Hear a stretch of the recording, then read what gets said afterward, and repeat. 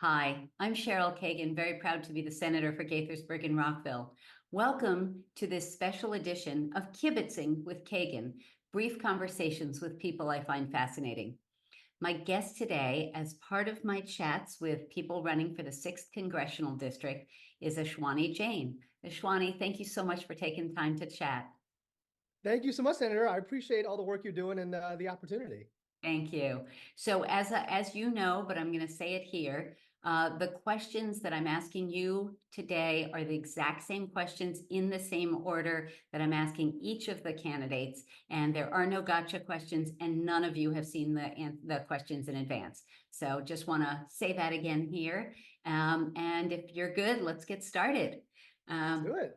We kick off with each candidate getting 2 minutes to talk about, and I'm just trying to set my timer, to 2 minutes to talk about you, your background, your priorities, why you're running, what you want to do in Congress. And you may begin now. Thank you again, and I appreciate everyone for listening as well. So for those of you who don't yet know me, my name is Ashwani Jain. I use he, him pronouns. I'm a 34-year-old son of immigrants and small business owners, a very proud product of Maryland Public Schools, a published author, and I'm also a cancer survivor.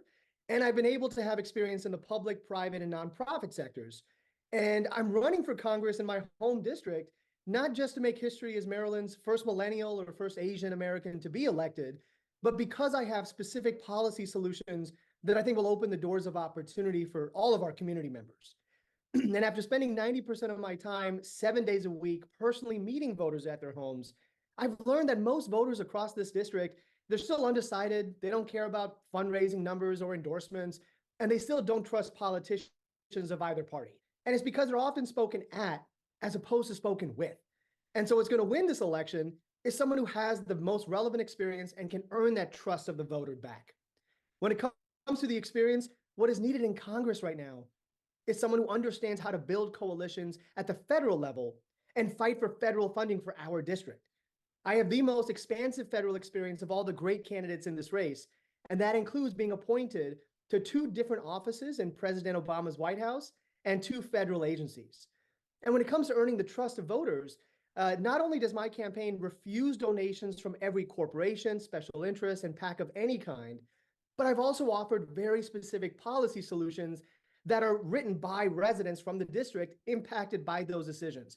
Things like canceling student debt, making public college free, raising the minimum wage, and having Medicare for all, just as a few set issues. So people can always go to janeforcongress.com to learn more, to reach out, to hold me accountable. But I really appreciate, the work of Senator Kagan and other leaders like that, and I'm really happy to be here.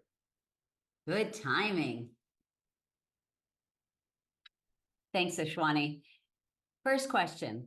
Use 3 adjectives that you would choose to describe Congress today. I would say dysfunctional,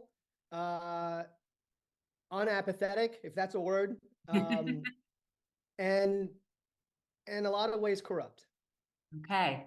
Next question. Why are you a Democrat?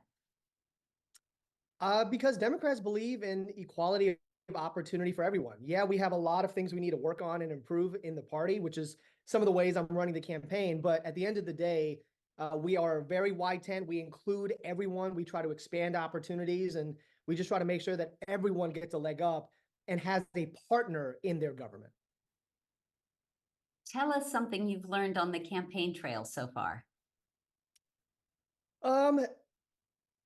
This is not the first time I've been running for office and in my home district as well. But I think a lot of times, right, especially as politicians, as candidates, we get so warped up in our own campaign that we think everyone's going to know all the issues. They're going to know all the candidates. They're going to know all the ins and outs of the political system.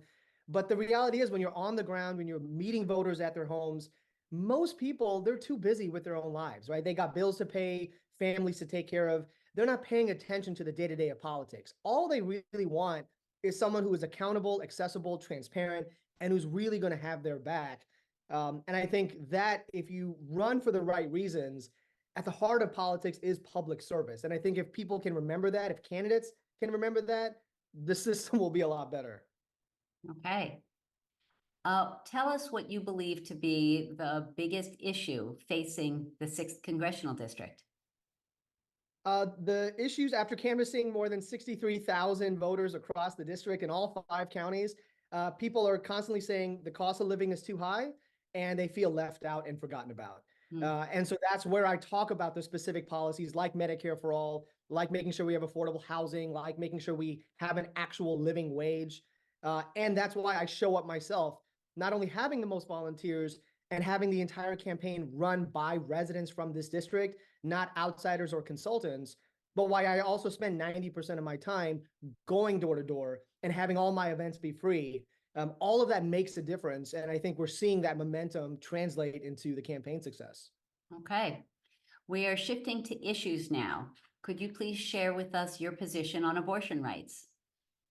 Yeah, we released a reproductive justice platform back in October at janeforcongress.com, which tackles the issue comprehensively, federally protecting access to abortion care and gender-affirming therapy, but also making sure we have expanded Medicare for all, making sure we have comprehensive sex ed in all of our public schools, which teach about everything from abstinence to contraceptive care to gender identity to consent, making sure we have free menstrual products in all public restrooms, because if toilet paper can be free, so should menstrual products, making sure we have a minimum nurse to patient ratio. There's a lot that goes into it, but as a candidate, as a hopeful member of Congress, I need to tackle this issue in a very full and comprehensive way, because that's what, to me, that's how we get to full reproductive justice for all of us. Okay. Next issue, what would you prioritize that would make a difference on gun safety? Yeah, it's, we have the same debates over the same issue forever, but my Ending Gun Violence platform on the website talks about everything from holding gun manufacturers accountable. I want to implement a voluntary gun buyback program where responsible gun owners, if they so choose, they can work with local law enforcement, hand over their weapons, and then get the market cash value of their weapon. Passing universal background checks, banning assault weapons, creating new merchant codes to gun shops, reforming concealed carry laws, and also supporting Ethan's Law, which talks about safe storage of weapons that are in their homes where children are present. So again, comprehensive approach. Thank you. What would you prioritize that would help us address the climate crisis? Yeah, we need to electrify all new cars, trucks, and buses by 2035. I also talk about imposing a rooftop solar power mandate for all commercial buildings by 2035, optimizing the long duration energy storage. So actually finding research and development to store all this new energy we're trying to create, investing in more offshore wind farms, investing in renewable agriculture. So we're protecting our farmlands, protecting our farmers, and giving them subsidies if they plant cover crops and other sorts of climate smart policies. Prevent the drilling of fossil fuels on public lands, expanding ride-sharing opportunities, increasing the number of electric charging stations throughout the district. Also focusing on smart growth and mixed-use development. So where there's areas of transit, not just single-family housing, but multifamily housing, making sure we're expanding MARC train services. Again, I know I'm saying a lot, but when a candidate or politician only gives you one answer, they're not really looking at it in a nuanced and sincere way. And so that's all these approaches will tangibly not only help our residents and help create new green jobs, but really sustainably help our climate as well. Okay, long list. Some of those we got done this year, actually, in Annapolis. Tell us what you would do to protect or expand voting rights. Yeah, so in my election reform platform, I talk about making sure that we actually have ranked choice voting, talking about open primaries so that independents can also vote in the primary season. I talk about having term limits for everyone from Supreme Court justices of 20 years to members of Congress for 16 years, and making sure we're getting money out of politics by imposing a ban for members of Congress and their spouses for owning or trading stocks while in office. And again, through the campaign that I've outlined, also making sure we're refusing money from corporations and special interests and PACs of any kind. All of those will tangibly help reform our elections for the future. Okay. Could you give us an example of a time when you have effectively worked with someone very different from you? Yeah, I mean, I feel like, with the campaign that I'm running, run entirely by residents from the district, including the red districts in our beautiful district.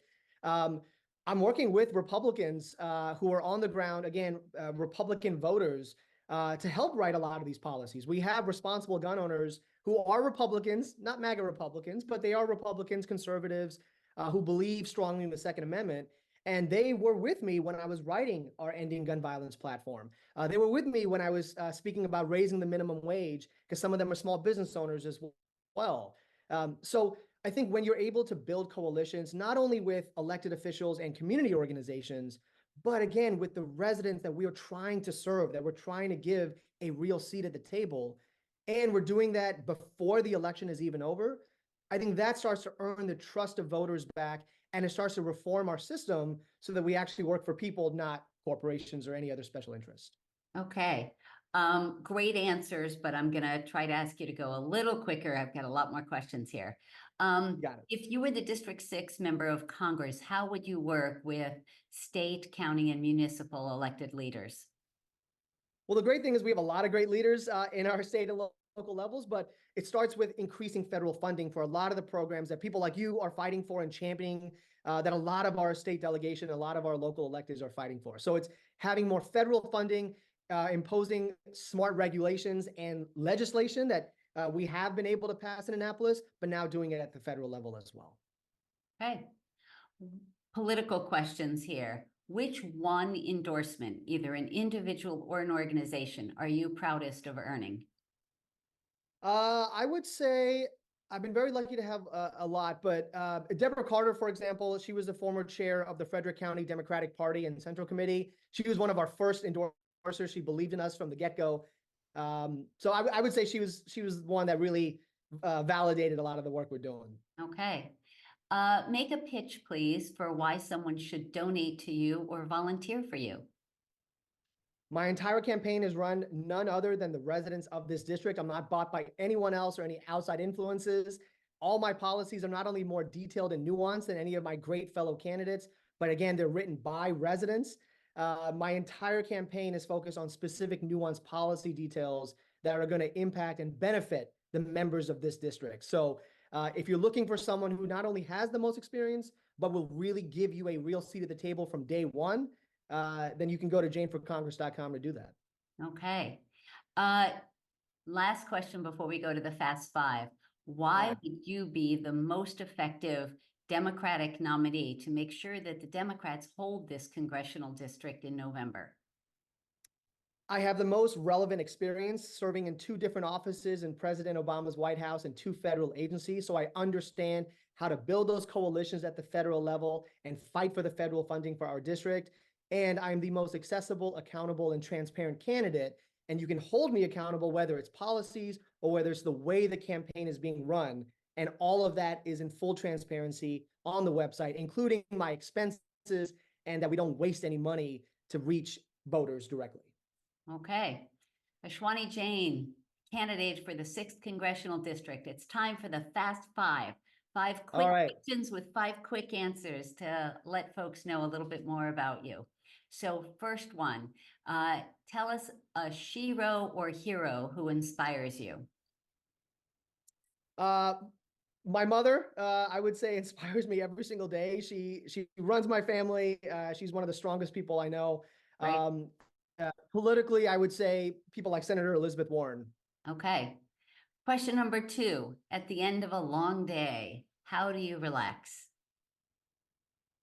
Playing with my dogs, taking them out for a walk, and trying to watch some TV like The Office, which is one of my favorite TV shows. Okay. Question number 3, what is your favorite unhealthy snack food? Ooh, I try to eat healthy, but I would say Taco Bell and some Oreos. Together? Together. When I splurge, I splurge. All right, there you go. Question number 4. Tell us something that most folks don't know about you. I'm proud to say that I'm a cancer survivor. I had cancer when I was 13 years old, and that not only changed the perspective of my life, but it's empowered me and really gives me perspective and purpose. Okay, we're so glad you're healthy again, and may you stay that way for a very long time. The last question, Ashwani Jain, what is your hidden secret superpower? What is a skill or talent you have, something you're really good at that most folks can't do? I'm a good card magician. I perform a lot of card tricks for different nonprofits, organizations. So it's something that's fun. It brings a lot of joy to people, and I learned it when I was actually getting treatments for cancer in the hospital. So yeah, I would say I'm pretty good at that. Excellent. Well, Ashwani, thank you so much for taking time to chat. We appreciate your energy, enthusiasm, and commitment to democracy. I look forward to seeing you in person before too long. Absolutely. Thank you so much. Of course. Take care. Bye-bye. Bye.